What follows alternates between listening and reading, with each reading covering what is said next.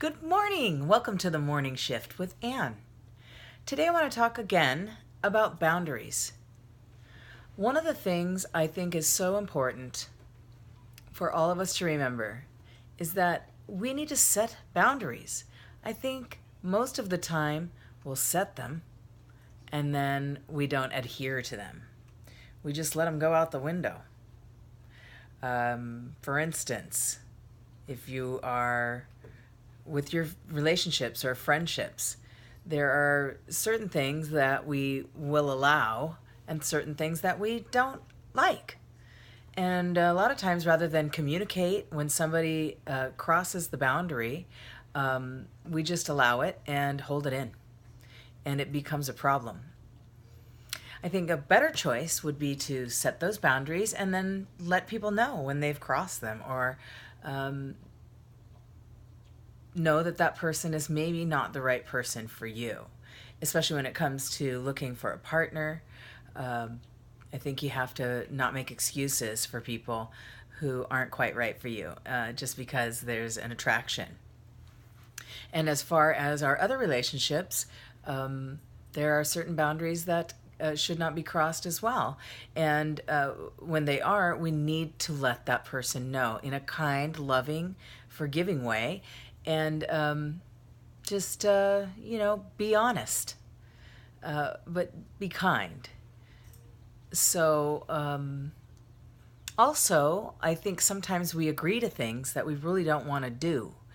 And we do it out of obligation or because we feel like that's what someone else wants us to do.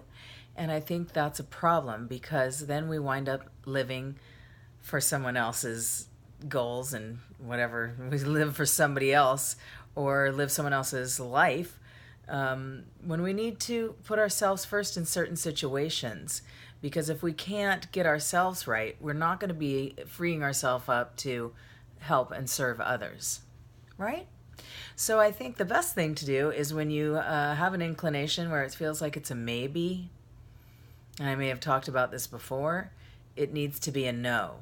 No is no, yes is yes, enthusiastically, and maybe really should be a no.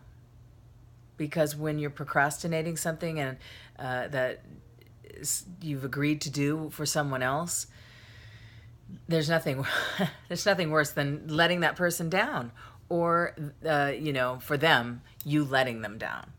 It's better to just be honest and upfront in the beginning and say, I'm sorry, I'm unable to do that, or I don't have the time, or it's just not something that I want to do.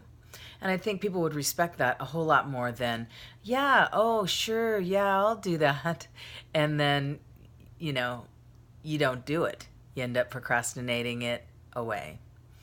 And that's upsetting to people when you don't follow through on your commitments. So my advice would be, if it doesn't feel right, if it doesn't resonate, if the vibration of it isn't correct for you, recognize that and just don't do it. But agree not to do it.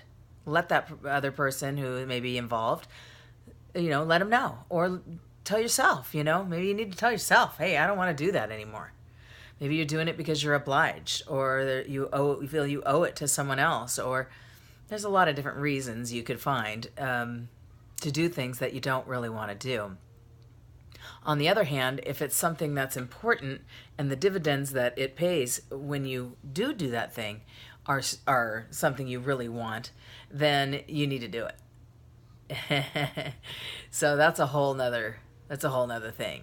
If there's something that's beneficial to it, if it's a disciplinary thing, something that you need to be disciplined about, you should probably do it.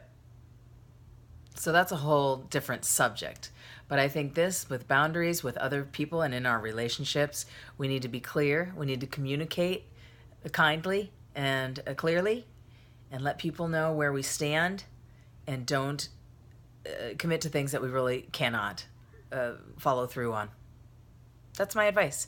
So in the future, I think we should all be honest with our friends and relationships, our significant other even, and communication is the key to a lasting and positive relationship. That is my opinion, and I hope that you will think about this in the decisions that you make in the future. And I hope you have a great day. I'll see you tomorrow.